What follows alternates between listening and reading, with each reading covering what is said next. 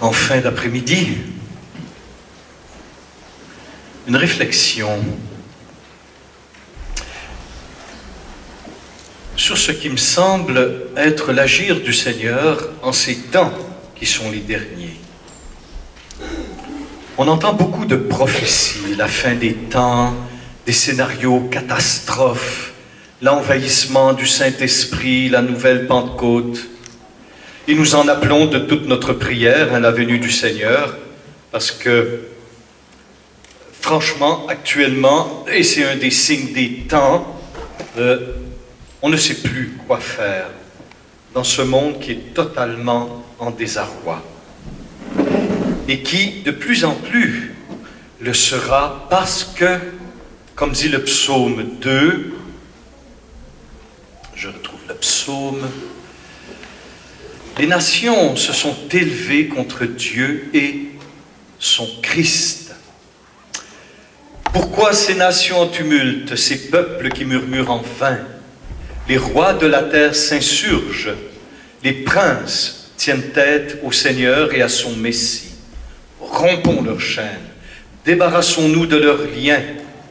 Celui qui siège dans les cieux s'en amuse. Dieu les tourne en dérision, puis dans sa colère, il leur parle. Dans sa fureur, il les épouvante. C'est moi qui ai sacré mon roi sur Sion, ma montagne sainte. Alors il me semble que plus que jamais, les nations font front commun pour se libérer des supposées chaînes que nous révèle la parole de Dieu.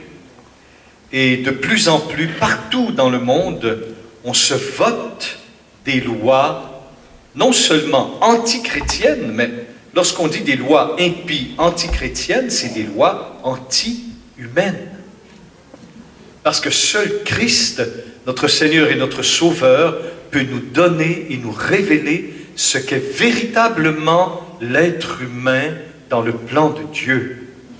Et de toute façon, l'être humain ne peut se retrouver lui-même, trouver sa propre identité que dans une relation d'amour avec Jésus qui lui révèle quelle est son identité d'enfant de Dieu par le don du Saint-Esprit d'adoption filiale qui nous donne de nous écrier, Galates 4.4 et dans Romains 8, « Abba, tu es mon Père ».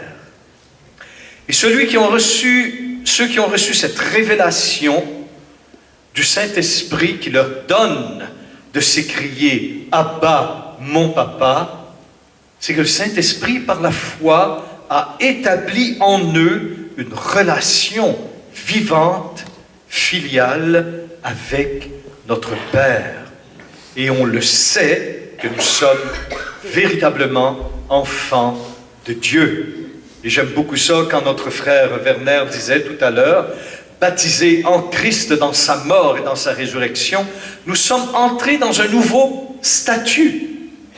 Et c'est une petite catéchèse que je donne avant de baptiser des enfants ou des adultes. Je leur dis, maintenant, à travers ce grand sacrement du baptême, plongé dans la mort et dans la résurrection du Christ, vous passez d'un statut de créature de Dieu à un statut d'enfant de Dieu. Alléluia. Et c'est très différent, puisque la relation avec Dieu change totalement. Tu peux avoir une relation avec ton Créateur, bon.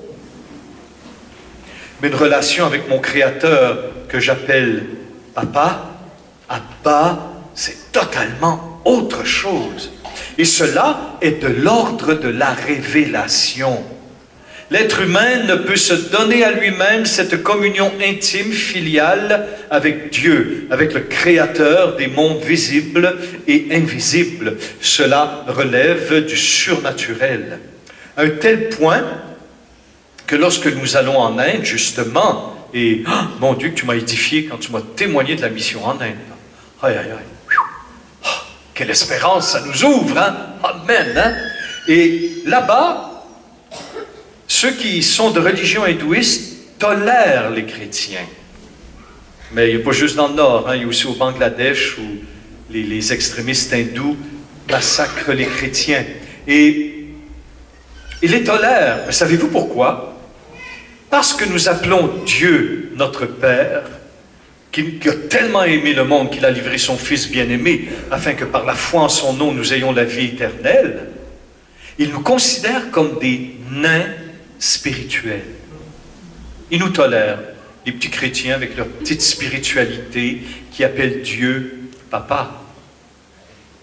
Mais justement, l'être humain, que Paul appelle l'être humain psychique, ne peut pas recevoir les grâces du Seigneur sans avoir reçu au préalable le Saint-Esprit, suite à avoir donné sa foi au Christ, qui est aussi de l'ordre de la grâce.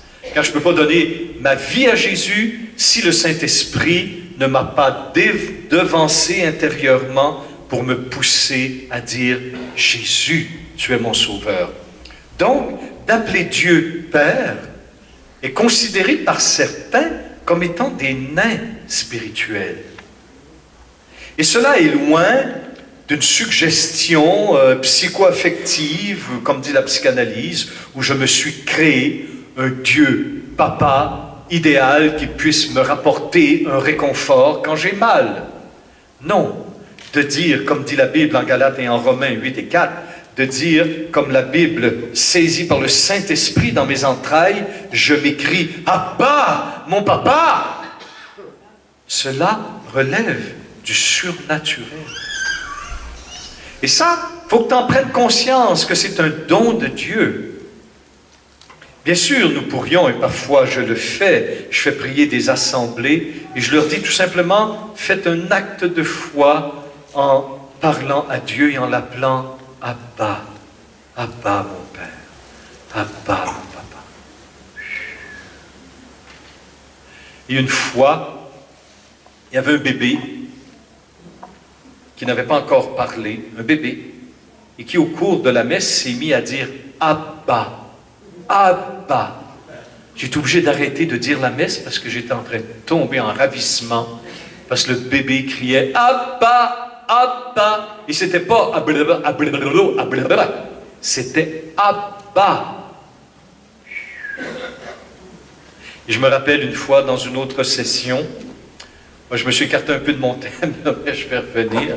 Dans une autre session, j'avais prêché sur justement la bénédiction du Père, recevoir le Saint-Esprit au nom du Seigneur, pour qu'en moi je puisse m'écrier par la grâce Abba, Papa. Il est venu vers moi un bouddhiste. Et le bouddhiste m'a dit, écoutez, je ne suis pas chrétien, mais tout ce que vous avez dit sur Dieu, Père, il dit, je voudrais le connaître. Et là, je lui ai dit, où demeures-tu? Va dans une église, demande de rencontrer des chrétiens qui vont t'instruire sur la foi, qui vont te conduire au baptême. Bon. Alors, mais j'ai dit, avant de partir, j'ai dit, tu veux que je t'impose les mains, mon frère bouddhiste? Ah, il dit, oui. Fait qu'au nom de Jésus, je lui impose les mains, je demande à Jésus de lui révéler le Père, de le visiter par le Saint-Esprit. Et là, le bouddhiste est tombé, mes amis. Boum! Fait que je l'ai laissé là, le Saint-Esprit agissait comme dans les actes des apôtres. Fait qu'à un moment donné, j'ai vu qu'il commençait à pleurer. Les larmes coulaient. Fait que là, il a commencé à murmurer. Je voyais ses lèvres qui bougeaient. Fait que je me suis approché de lui. J'ai écouté ce qu'il disait. Bien, vous saviez ce qu'il disait. Vous savez, Abba. Abba. Jésus venait de lui révéler son Père. Et j'ai su qu'ensuite, il avait accepté Jésus comme sauveur et il avait reçu le baptême. Amen. Et ça, on en a des exemples. Hein. Et Jésus l'a visité, même avant qu'il soit baptisé, il a reçu le Saint-Esprit, comme dans les actes, et il s'est mis des profondeurs de ses entrailles. Hein. Abba, Abba. Il pleurait. Waouh. Quelle grâce. Alléluia. Recevoir le baiser du Père. Alors oui, nous crions tous, viens Jésus, Maranatha. L'Esprit et l'époux dit, viens, que celui qui entende. J'ai une question à vous poser, hein, c'est les derniers mots de l'Apocalypse. L'esprit et l'épouse, qui est l'épouse? Et c'est écrit à côté que ceux qui entendent, qui sont ceux qui entendent en dehors de l'Église? Les non-chrétiens. Mais quand ils vont entendre l'Église du Christ déployer ses voiles et hurler vers le ciel, « Viens Jésus !» que ceux qui entendent disent « Viens !» L'Église, saisie par le Saint-Esprit, l'Église épouse, crie vers le Seigneur « Viens !» Que ceux qui entendent, ceux qui sont en dehors de l'Église. Non? Oui. On peut interpréter ça de mille façons. Hein?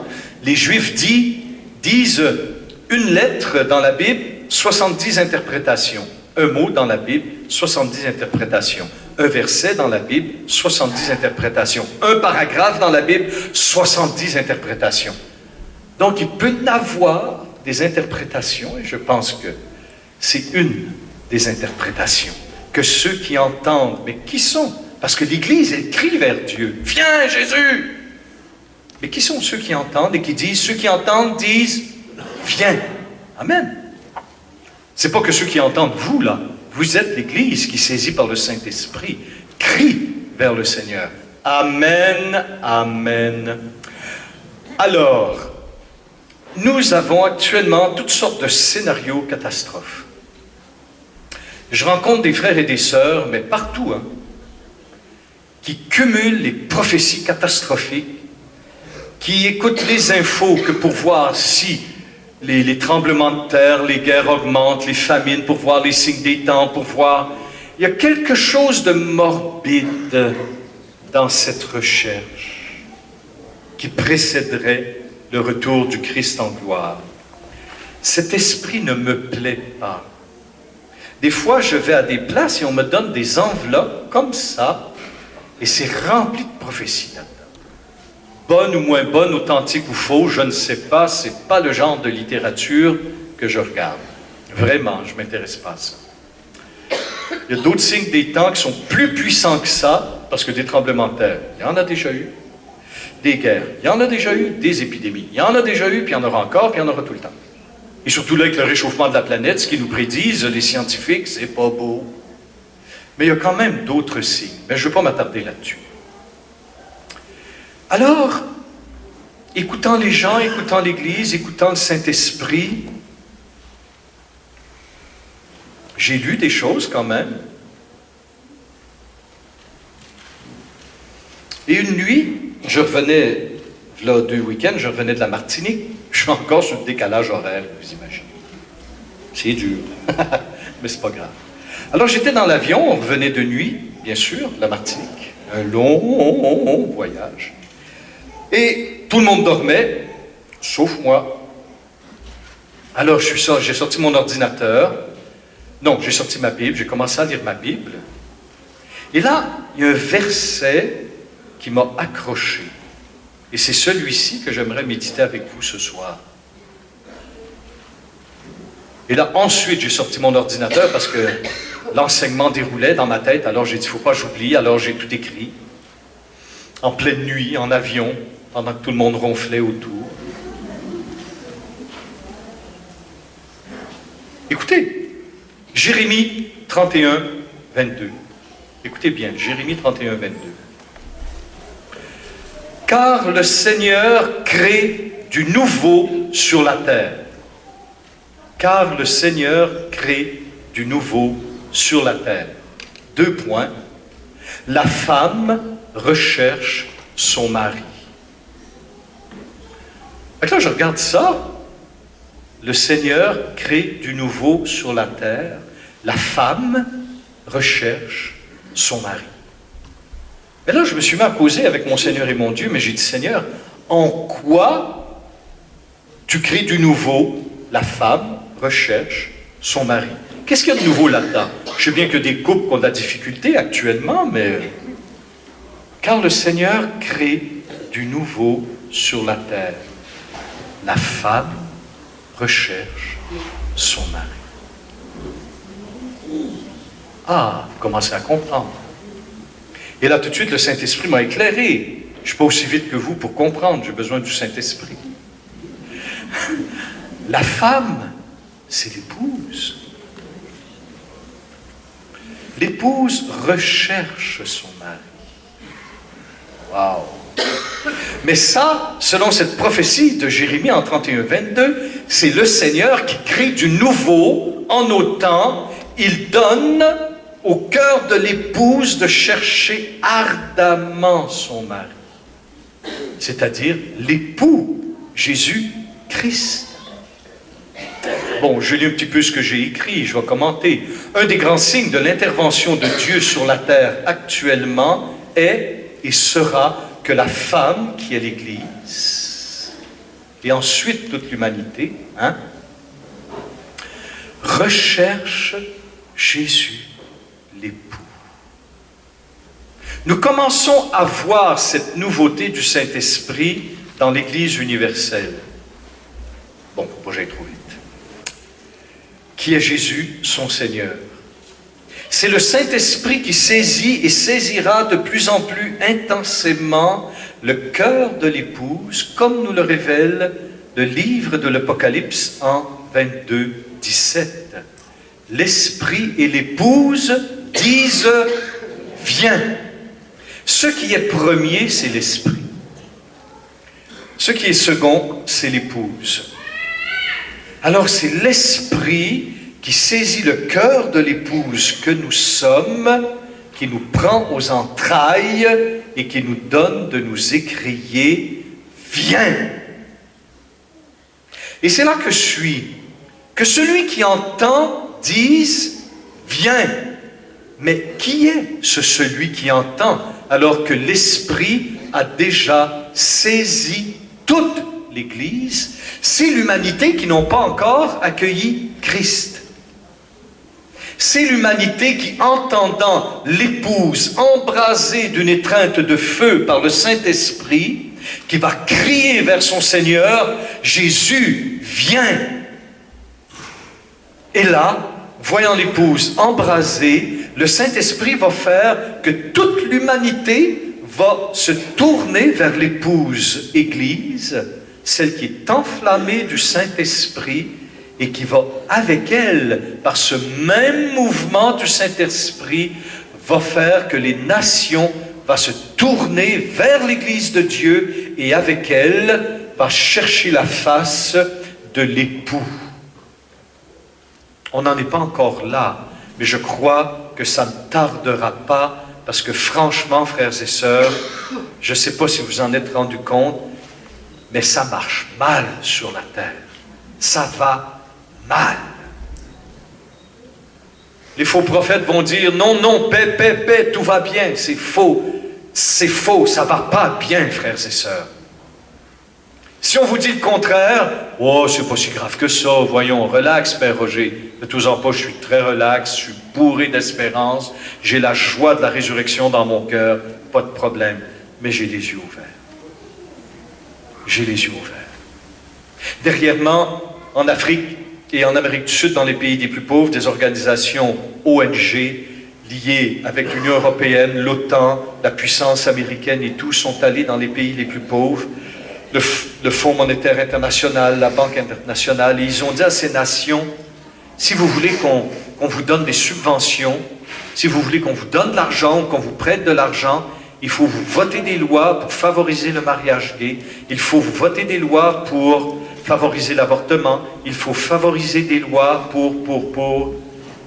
Sinon, on coupe les vivres. Alors, toi, tu es un peuple qui meurt de faim, et les puissants de ce monde viennent te dire, on va te donner de l'argent, mais à condition que... Et ça s'est fait tout dernièrement. Alors vraiment, les nations se sont révoltées contre le Seigneur et son oint, son Christ. Ils ont dit, enfin, débarrassons-nous de ces chaînes. Et voilà.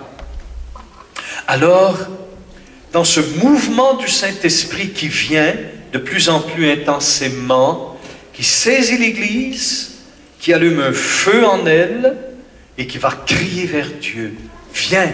Un mot, viens.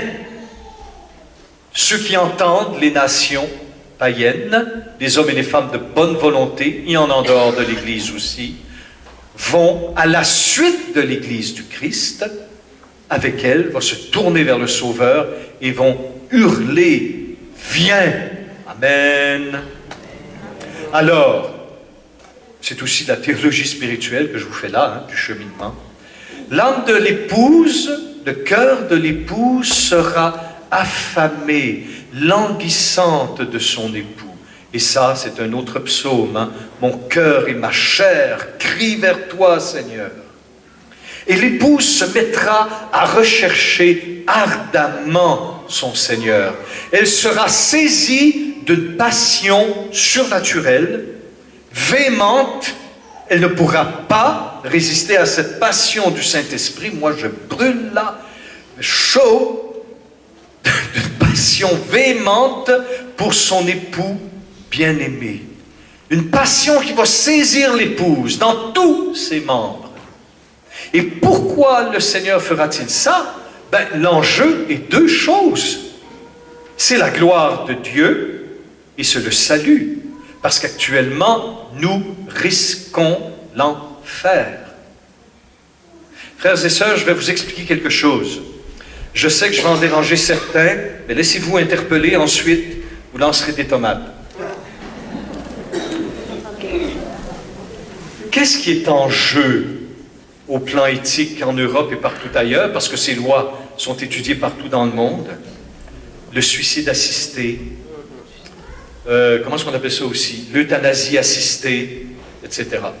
En Belgique, comme vous savez, on vient de passer une loi où les ados peuvent simplement demander le suicide et on les assiste. C'est une loi. Et il y a déjà des plaintes actuellement en Égypte parce qu'on a euthanasié des gens sans demander la permission à la famille. C'est déjà, même en France, je pourrais vous raconter des histoires incroyables où l'euthanasie est en marche. Des injections létales et tout, et je pense que j'apprends rien à certains d'entre vous. Il y en a beaucoup qui souffrent de cela comme chrétiens. Mais qu'est-ce qui arrive quand on vote des lois pour l'euthanasie, supposément par compassion? Quand on élimine l'enfant dès le ventre de sa mère.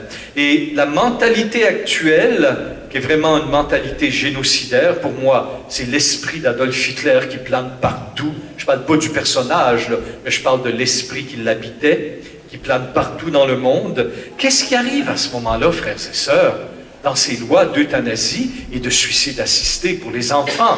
Maintenant, on parle de lois pour moins que les ados. Un petit gars de 7-8 ans qui souffre beaucoup parce que ses parents sont séparés, qui dit « je veux mourir », et moi j'en ai entendu des enfants, par compassion, on va lui favoriser le suicide. On est en train d'étudier ces lois. Coucou. Il y a des pays actuellement qui sont en train d'étudier une loi pour baisser l'âge majeur de la sexualité à 14 ans. Qu'est-ce que ça veut dire, ça? Maintenant, dans certains pays, l'âge sexuel, c'est 16 ans. Dans d'autres pays, c'est 18 ans. Mais quand tu baisses la loi sur la sexualité, relations sexuelles, à 14 ans, légalement, qu'est-ce que tu favorises? Non, pédophilie. Tu favorises la pédophilie légalement. C'est ça qui se passe actuellement. Des lois directement impies. Le vieux bonhomme de je ne sais pas quel âge va pouvoir coucher avec une petite fille de 14 ans ou avec un petit gars de 14 ans. C'est légal. Il ne sera même pas poursuivi en justice. Venez pas discuter avec moi après. Je sais que c'est ça qui se passe. Faites-en ce que vous voulez. Bon.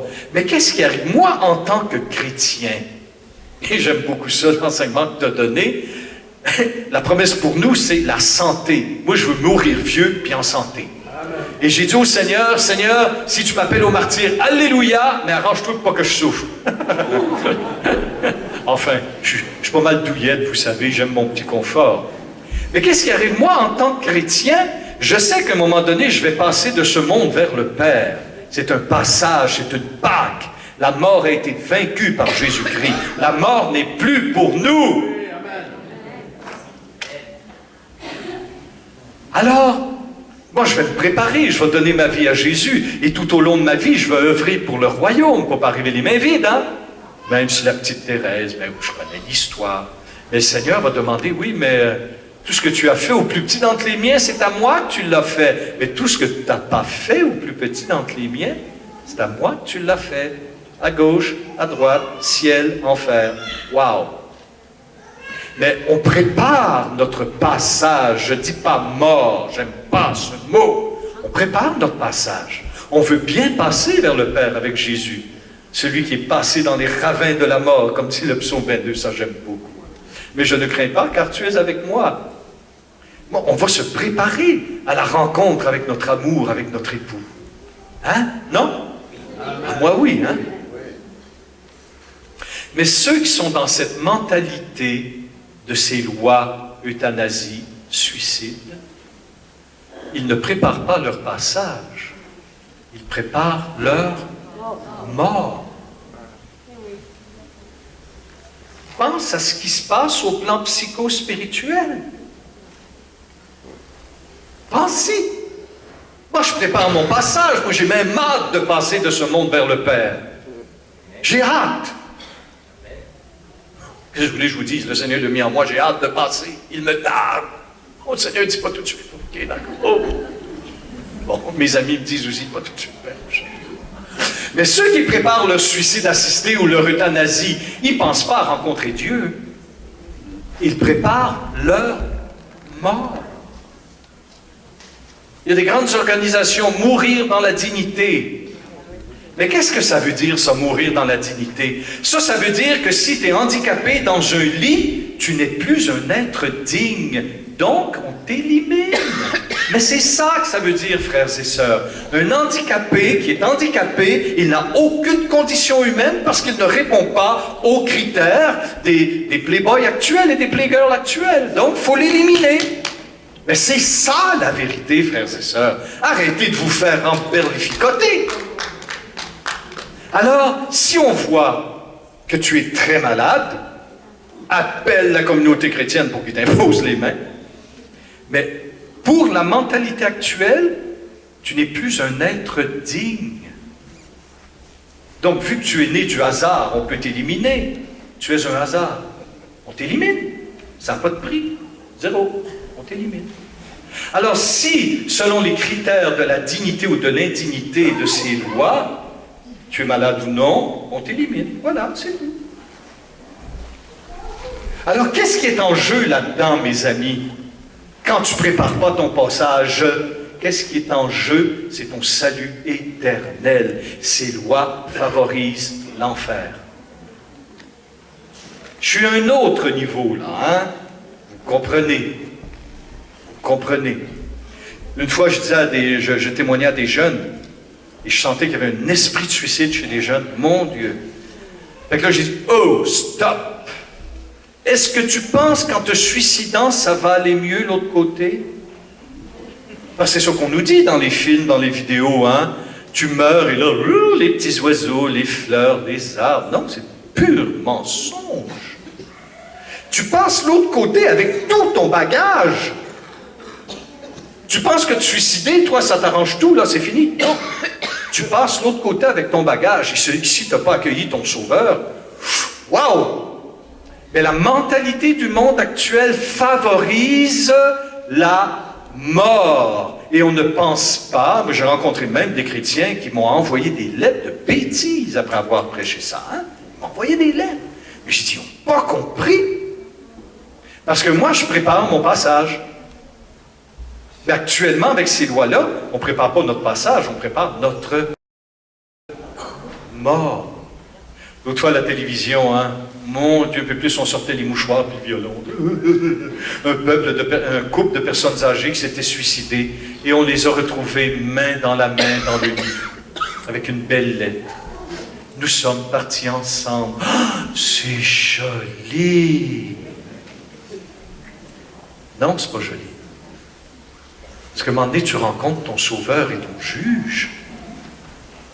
Frères et sœurs, l'histoire du grand tunnel avec une belle lumière paisible qui nous accueille, là, c'est du mensonge.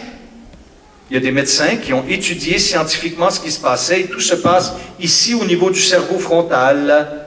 Il y a une lumière qui vient, qui sécrète une substance dans le cerveau et ça fait une grande lumière paisible. En fait, c'est physiologique.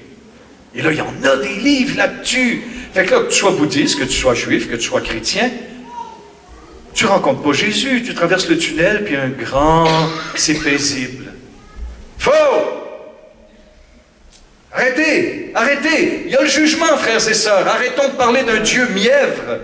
Tu sais, je ne veux pas vous faire peur, mais il faut que vous preniez conscience qu'actuellement, on dit aux gens, c'est légal, euthanasie, suicide, avortement de tous les petits bébés trisomiques, avortement des bébés éventuellement porteurs de maladies graves. Éventuellement porteurs. On va se mettre sur la mer et on avorte. Combien on a ramassé, peut-être c'est la même chose avec toi, chez toi, mais combien on ramasse de couples, de femmes enceintes qui pleurent tellement la pression est forte sur elles pour avorter. C'est incroyable. Ah, peut-être votre enfant va être trisomique. Il peut après. C'est quoi le problème? Donnez-moi une vie de famille qui a été toujours facile, vous. Moi, ma mère, handicapée, elle marchait comme ça. Il fallait tout le temps la tenir. Ma mère, elle avait les pieds gros comme mes 2 poings. Elle avait la colonne à peu près comme un S. Le médecin lui a dit, « Madame, si vous avez un enfant, vous connaissez l'histoire, vous mourrez, vous et votre enfant, parce que vous avez le bassin totalement tordu. » Ma mère a dit, bonne chrétienne catho, elle a dit à son médecin avant de se marier, ça fait longtemps ça, elle dit, non, moi c'est la volonté de Dieu que je me marie, j'aime mon fiancé, on se marie. Mais tableau, ma mère, handicapée, a eu 6 enfants et elle est morte à 84 ans. Mais elle en a eu 6. Si ma mère avait vécu dans la mentalité actuelle, la pression qu'on aurait mise sur elle pour pas qu'elle aille d'enfant, ça aurait été incroyable. Je pense pas qu'elle aurait résisté à toute cette pression. Madame, voyons, sûrement que vous allez mourir ou vos enfants vont être handicapés. Est-ce que j'ai l'air handicapé? Oui? Elle en a eu 6! Mais dans l'époque actuelle, il aurait zigouillé, ma mère. Et je ne serais pas là pour vous embêter. Hein? Amen. Alors, quand tu es dans cette situation psycho-spirituelle à travers le monde, le psaume 2, et Isaïe 60 aussi, tu dis, oh, arrêtez. Peu de chrétiens sont conscients qu'actuellement, qu'avec ces lois de suicide et d'euthanasie, le risque, c'est l'enfer. Le risque, c'est l'enfer. Hein? Parce que les gens, ils vont se préparer, non pas à faire le passage, ils vont se préparer à mourir. Et, s'il vous plaît, oui, Dieu est amour, Dieu est miséricorde, mais Dieu n'est pas mièvre. Il faut accepter le salut, il faut vivre comme des gens sauvés, il faut être fidèle à la parole, quand même. Il faut se tenir, les chrétiens. Dieu n'est pas une machine distributrice. Et actuellement, dans la société, on banalise la mort. Tout le monde veut fuir la mort. Je ne sais pas pourquoi. Ouais. Elle est vaincue. Mon Dieu, quand tu donnes ta vie à Jésus, il n'y a plus. C'est fini. Il n'y a pas. Fini. Et là, on banalise à l'extrême. Et moi, j'ai entendu des gens de mes oreilles que leur document est déjà fait. Sur leur testament, c'est écrit « Je veux mourir par euthanasie à 70 ans. » Pac! C'est écrit. Moi, quand j'ai entendu ça, j'ai dit « Wow, attends. Faut que tu te convertisses avant, là. C'est pas si facile que ça de mourir, là. Hein? » Mais quand tu banalises, tu éteins la conscience et la conscience s'éteint. Dieu ne laissera pas faire. Voilà pourquoi Dieu dit, selon le prophète Jérémie en 31, 22, « Je crée du nouveau. La femme recherche son mari. » On va être comme des ardents qui vont chercher l'époux d'amour. Amen. Alors elle sera comme l'épouse du Cantique. Cantique 3, 1, 4. Sur ma couche la nuit. Ça va bien parce que je ne dormais pas dans l'avion. Sur ma couche la nuit, j'ai cherché celui que mon cœur aime. Je l'ai cherché, mais ne l'ai point trouvé. Je me lèverai donc. Tu vois, je me lèverai donc. Le Saint-Esprit va nous saisir, parce qu'il y va de notre salut éternel. Je me lèverai donc et parcourrai la ville. Dans les rues et sur les places, je chercherai celui que mon cœur aime. Je l'ai cherché, mais ne l'ai point trouvé. Les gardes m'ont rencontré. C'est le cantique, ça. Ceux qui font la ronde dans la ville. Avez-vous vu celui que mon cœur aime?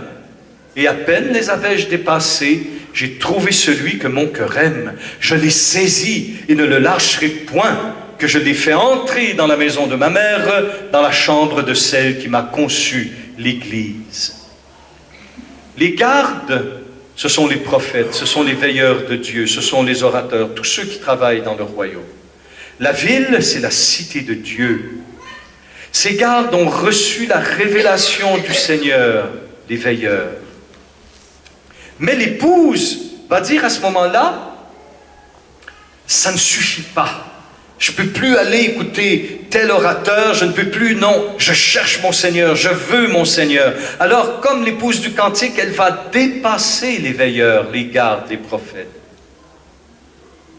Elle ne pourra pas se satisfaire de leur réponse. Elle désire ardemment celui dont les gardes lui ont dit qu'ils l'avaient vu. Et elle va poursuivre sa quête. Elle ne se laissera arrêter par rien. Et elle va chercher éperdument son Seigneur. Et cette recherche éperdue, véhémente, cette passion de l'épouse pour son époux, je le répète, sera suscité par le Saint-Esprit, non pas quelques éléments, quelques groupes, quelques églises, par toute l'épouse du Christ. Amen. Et c'est là, c'est un peu aussi Jésus qui va se pencher, s'asseoir, se reposer au puits comme à la Samaritaine. Mais si vous remarquez, quand la Samaritaine en Jean 4 retourne à son village, dire aux gens, il m'a dit tout ce que j'ai fait, comme si c'était une fierté. Il m'a dit tout ce que j'ai fait, ne serait-ce pas lui le Messie? Remarquez que les Samaritains disent, ce n'est plus sur tes dires que nous croyons. Nous l'avons nous-mêmes entendu et nous savons que c'est vraiment lui le sauveur du monde. Alors, dans ce mouvement du Saint-Esprit que Dieu réalise et réalisera de plus en plus intensément, l'épouse et tous les membres que nous sommes, on ne pourra plus se satisfaire de prédication, de prière. On va vouloir l'époux lui-même. Et crois-moi, quand l'Esprit te saisit de ce feu ardent de l'époux, prépare-toi, tes entrailles vont être déchirées. Alléluia. Et la Samaritaine faisait office de garde comme ceux du cantique. Les Samaritains sont comme l'épouse qui va vers l'époux. Ils ne se laissent arrêter par rien au monde, ni rien du monde. Amen. Cependant, c'est très beau ça, cette histoire d'amour. Cette passion véhémente de l'époux, suscitée dans l'épouse par le Saint-Esprit. L'Esprit et l'épouse disent « Viens ».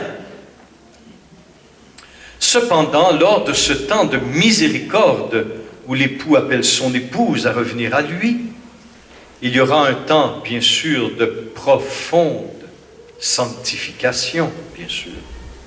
Tu ne peux pas t'approcher du feu sans que brûle en toi ce qui ne correspond pas au feu. Tu ne peux pas t'approcher de Dieu qui est amour sans qu'en toi soit totalement libéré, purifié, guéri, tout ce qui en toi ne correspond pas à l'amour du Seigneur. Tu ne peux pas t'approcher de Dieu qui est lumière, dit la première lettre de Jean. Tu ne peux pas t'approcher de Dieu qui est lumière sans qu'en toi les ténèbres soient parfois violemment chassées et détruites, parce que Dieu est lumière. Ce sera un feu puissant qui séparera de notre âme, de toute notre vie, ce qui ne correspond pas à la sainteté de l'époux. Ce feu de Dieu, qu'est le Saint-Esprit lui-même, sera un amour qui arrachera de l'âme tout ce qui n'est pas amour pur. Ce feu sera lumière qui chassera tout ce qui est ténèbres dans l'âme. Ce feu sera aussi humilité qui déracinera l'orgueil. Et l'orgueil, c'est pas compliqué, c'est se prendre pour Dieu.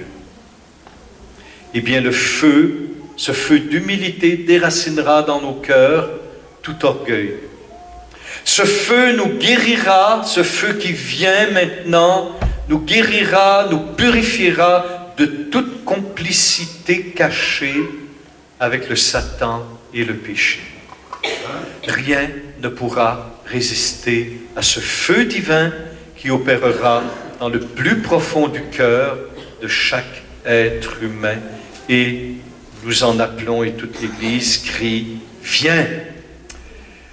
Isaïe 61 et suivant, vous connaissez, « Debout resplendis, car voici ta lumière. » Et c'est pas de tout repos, hein.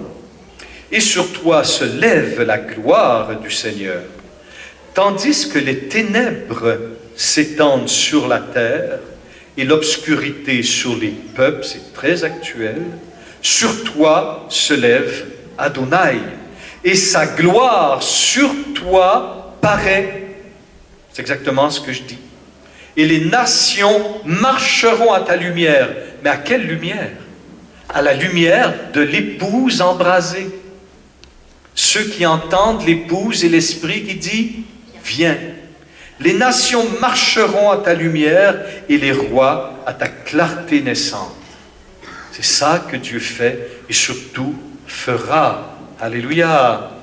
Pour certains, cet appel de l'époux à l'épouse, ce feu, pourrait être un feu de condamnation.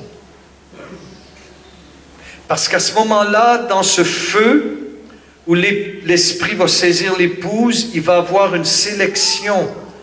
Parce que là, tu vas devoir enfin opter pour Jésus définitivement.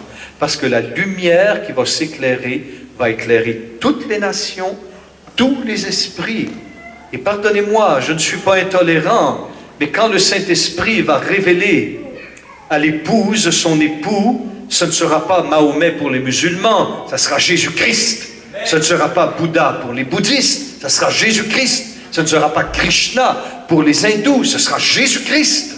C'est lui qui sera révélé aux nations. C'est pour ça qu'il y aura un jugement et nous, une décision. Je me détermine à Jésus. Alléluia. Un feu de sanctification, pour d'autres une condamnation, pour d'autres une prise de position. Pour d'autres, ce sera un feu d'embrasement amoureux. Alléluia. Mais la parole de Dieu nous parle en 2 Thessaloniciens 2:8. 2 Thess 2:8. Alléluia. Je ne connais pas ma Bible, hein, mais je ne suis pas comme mon frère. Hein. Je te bénis, mon frère. 2 Thessaloniciens 2:8. Écoutez bien ce que dit la parole. Hein? En plus, je suis arrêté à la première. Bon. 2:8. Ah, je suis pauvre. Alors l'impie se révélera et le Seigneur le fera disparaître par le souffle de sa bouche, l'anéantira par la manifestation de sa venue.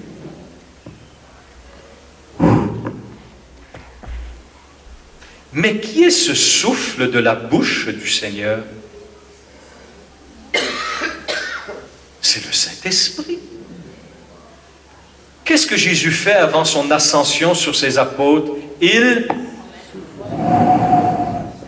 Il souffla sur eux et leur dit, « Recevez le Saint-Esprit. » C'est le roi Elohim, l'Esprit de Dieu. Eh bien, ce même Esprit de Dieu chasse et détruit l'impie. Ce même Esprit de Dieu embrase notre cœur. Ce même souffle de la bouche du Seigneur Adonai, le Saint-Esprit, donnera à l'épouse et à toutes les nations de rechercher l'époux. Ce même souffle qu'est le Saint-Esprit et qui réalise tout cela, qui anéantit les ténèbres, qui chasse les démons, c'est celui-là même qui répand l'amour de Dieu en nos cœurs. Romains 5:5. Alléluia. Mais regardons un petit peu ce qui se passera. Ça va là? C'est pas trop intense? On y va? Continue. La parole de Dieu nous enseigne aussi sur ce repentir et l'effet du feu divin sur notre conscience spirituelle. Ézéchiel 36, 31, 32. La parole de Dieu nous dit « Alors, vous vous souviendrez de votre mauvaise conduite et de vos actions qui n'étaient pas bonnes. Vous vous prendrez vous-même en dégoût à cause de vos fautes et de vos abominations. »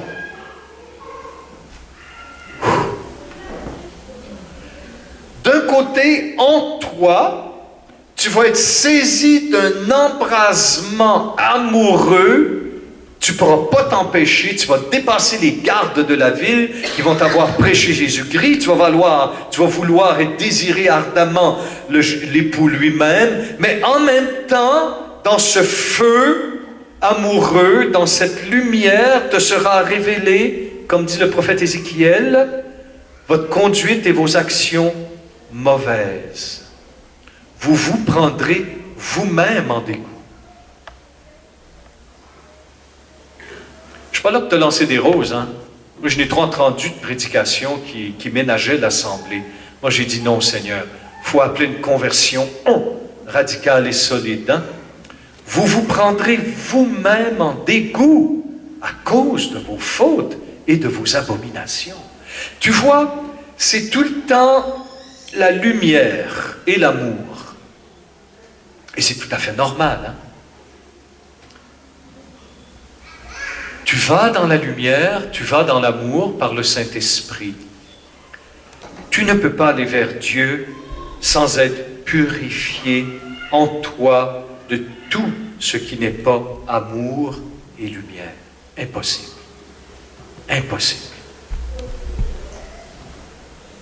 Alors voilà pourquoi Dieu, dans une prise de conscience psychospirituelle, tu vas voir tes péchés, tu vas voir ta mauvaise conduite et repentance salutaire, Dieu, pardonne-moi, viens. C'est là qu'intervient Dieu qui est fidèle, nous pardonne, hein, ce que tu as lu hier dans la première lettre de Jean. Mais ça va être suscité dans une intensité surnaturelle jamais vue jusqu'à maintenant dans l'histoire du salut. J'en suis convaincu. Et c'est un peu, frères et sœurs, aussi, le fils prodigue, quand il revient vers le Père. Le fils prodigue, revenant vers le Père, a atteint un niveau d'indignité. Il a perdu sa noblesse de fils du Père. Il a tout perdu. Il n'a même plus à manger les caroubes qu'on donne aux cochons, qui est l'animal impur par excellence pour les Juifs. Il ne peut même pas manger l'impureté de l'impureté, tellement il est descendu bas dans sa pseudo-liberté. Frères et sœurs, tant que l'humanité n'atteindra pas ce fond de la parabole de l'enfant prodigue, nous ne rentrerons pas en nous-mêmes, comme dit le texte, et nous disant « Je vais retourner vers mon Père ». Il y en a qui me disent « Père Roger, on est rendu au max. » Ah non, j'ai dit non. Relisez l'enfant prodigue, relisez. Nous n'espérons pas atteindre cette extrémité, bien sûr, d'indignité humaine, où l'être humain perd toute sa noblesse parce qu'il s'est éloigné de celui qui lui donne sa dignité et sa noblesse, Dieu notre Père en Jésus. Bien sûr, il ne faudrait pas se rendre jusque-là, mais actuellement, nous y allons à vitesse turbo, hein, dans cette indignité.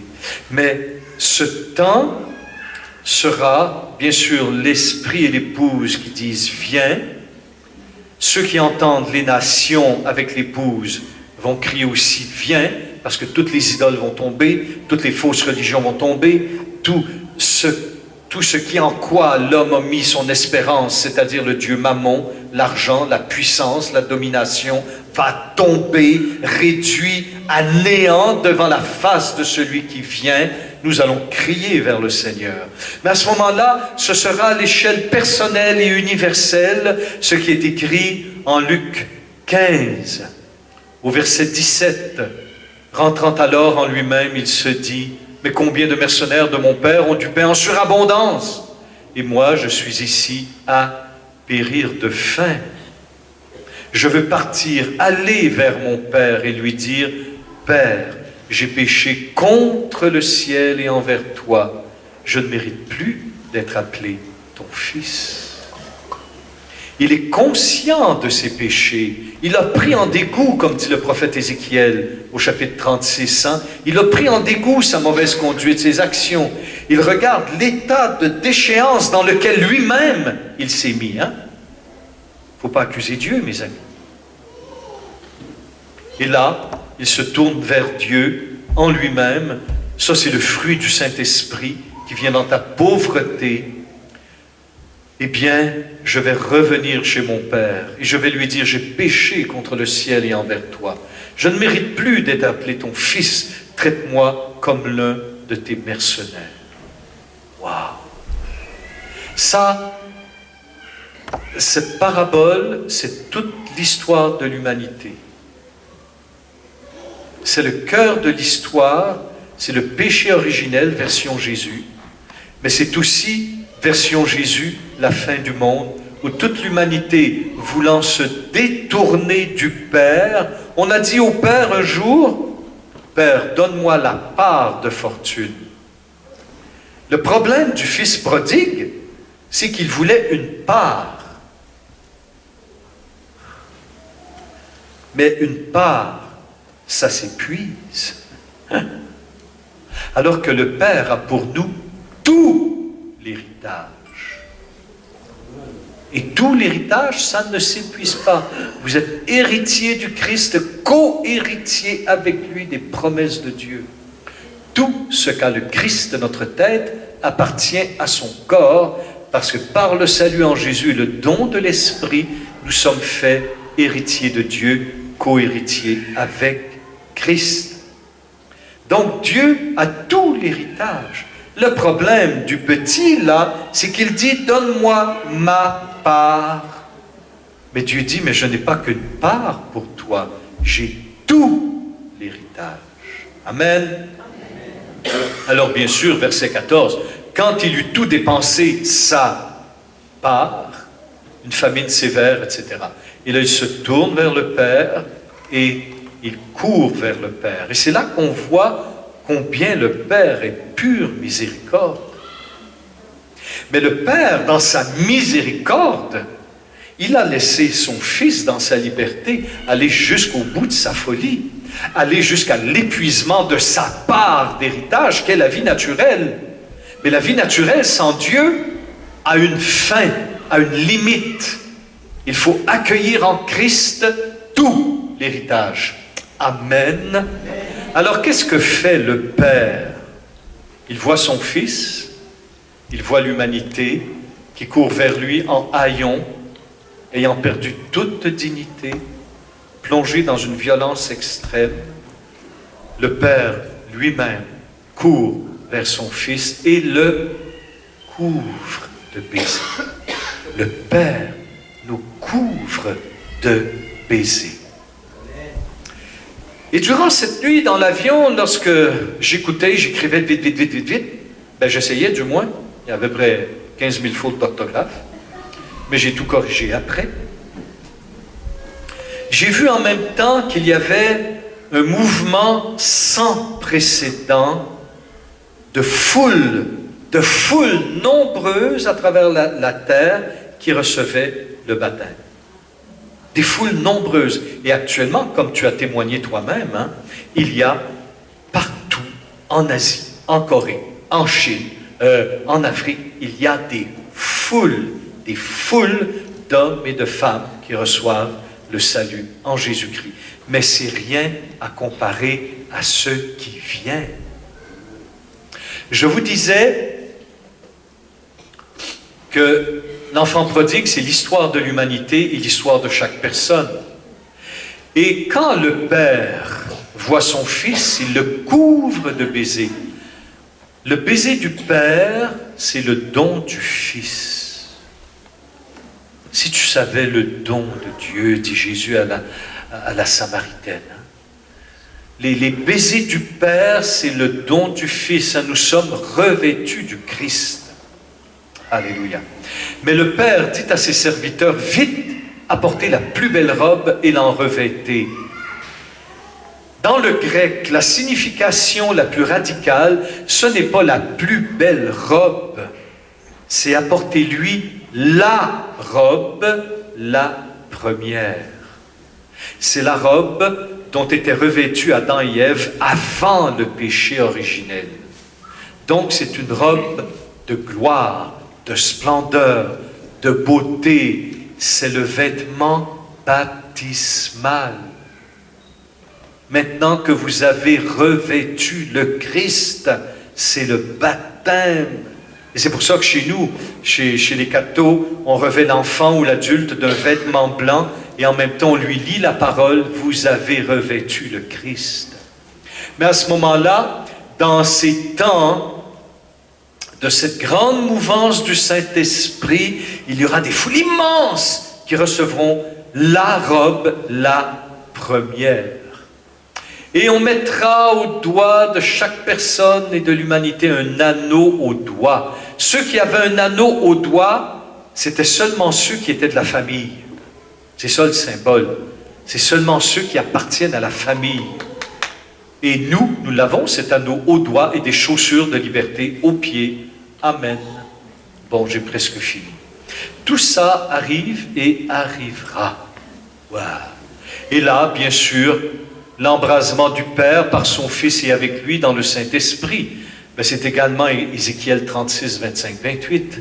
Et je vous donnerai un cœur nouveau. Je mettrai en vous un esprit nouveau. J'ôterai de votre chair le cœur de pierre et je vous donnerai un cœur de chair. Qu'est-ce que ce cœur de chair? Si je mettrai mon esprit en vous et je ferai que vous marchiez selon mes lois, que vous observiez et pratiquiez mes coutumes. Et Jésus dira dans l'Évangile selon saint Jean, celui qui m'aime gardera ma parole. C'est à ce moment-là qu'il va, je ne dis pas que c'est le jugement de la fin du monde, je ne le sais pas, mais il va y avoir un jugement, parce que cette illumination du Saint-Esprit qui va saisir l'épouse, qui va lui donner de crier vers le Christ, tous ceux qui vont entendre les nations dont parle aussi Isaïe 60, vont se tourner vers la lumière, vers Jésus qui est lumière, et tous ensemble nous allons crier. C'est à ce moment-là que se pose un jugement. Peut-être y aura-t-il certains qui vont refuser l'illumination, la révélation surnaturelle. J'ai dit peut-être, hein, c'est pas moi qui décide, c'est Dieu. Et tous ceux et celles qui vont se tourner vers le Seigneur avec un cœur nouveau et un esprit nouveau, vont accueillir le salut, l'esprit. Et là, ça va devenir pour toute l'humanité une étreinte d'amour et de feu, car l'époux embrasera et embrassera son épouse, l'Église. C'est assez. Je viens d'atterrir à Paris. Amen.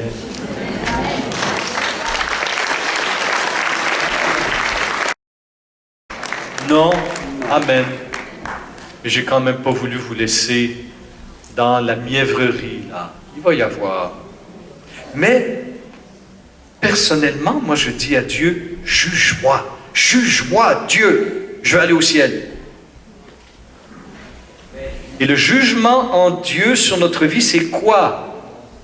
C'est une chirurgie, c'est une guérison, c'est-à-dire qu'il éloigne de moi tout ce qui n'est pas pour moi, selon lui.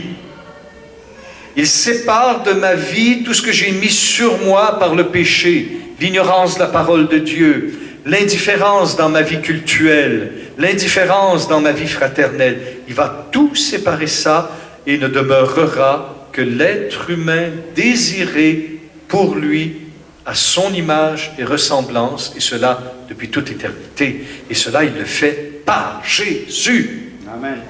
Et c'est très beau, hein? Là, je termine là-dessus vraiment, où dans la première lettre de Jean, au chapitre 3, où il est dit, verset 2, 1 Jean 3, 2, « Bien-aimés, dès maintenant nous sommes enfants de Dieu, et ce que nous serons n'a pas encore été manifesté. Nous savons que lors de cette manifestation, c'est-à-dire la parousie du Seigneur, nous lui serons semblables, parce que nous le verrons tel qu'il est. Nous lui serons semblables, parce que nous le verrons tel qu'il est. » C'est magnifique. Alléluia. Et un jour, j'ai surpris une assemblée. Ça m'a fait rire aux éclats. J'étais... Parce que j'ai dit à l'assemblée, j'ai dit comme ça, j'ai dit, écoutez frères et sœurs, dans l'éternité, fait que je regarde un monsieur, j'ai dit, tu seras aussi beau que Dieu. Tu seras aussi beau que Dieu. Dans la gloire, frères et sœurs, ne va pas croire que Dieu va trôner sur un siège élevé, etc. Ça, c'est des figures, c'est des images. Dieu va régner tout en tous. Bien sûr, nous discernerons par le Saint-Esprit la présence du Dieu personnel. Nous le verrons dans sa gloire, tel que les visions bibliques nous le disent. Mais frères et sœurs, personne ne pourra dire « Dieu est plus beau que moi ». On ne sera pas plus beau que Dieu, ni moins beau que Dieu. On va être aussi beau que Dieu. Nous allons être aussi glorieux que Dieu. Nous allons être revêtus de splendeur et de gloire autant que Dieu l'est depuis toute éternité, dans sa trinité de personnes divines, dans une même nature. Quand je te verrai au ciel, je te verrai dans la beauté de Dieu et je pourrai te dire en toute vérité, tu es aussi beau que Dieu. Waouh! Tu t'imagines? Penses-tu que Dieu va être jaloux? Mon Dieu! Ouh! Alléluia! Tu t'imagines que toi et moi, plus de rides, hein? Plus la couverture dégarnie, hein? Nous serons beaux de la beauté de Dieu, glorieux de la gloire de Dieu, splendides de la splendeur de Dieu, magnifiques de la magnificence de Dieu. Nous serons en lui glorifiés. Nous lui serons semblables parce que nous le verrons tel qu'il est. Alléluia. Amen. Comment ne pas vouloir aller au ciel? Il faut être masochiste pour ne pas vouloir aller au ciel. Oh, j'ai hâte. Amen. On applaudit le Seigneur. Alléluia.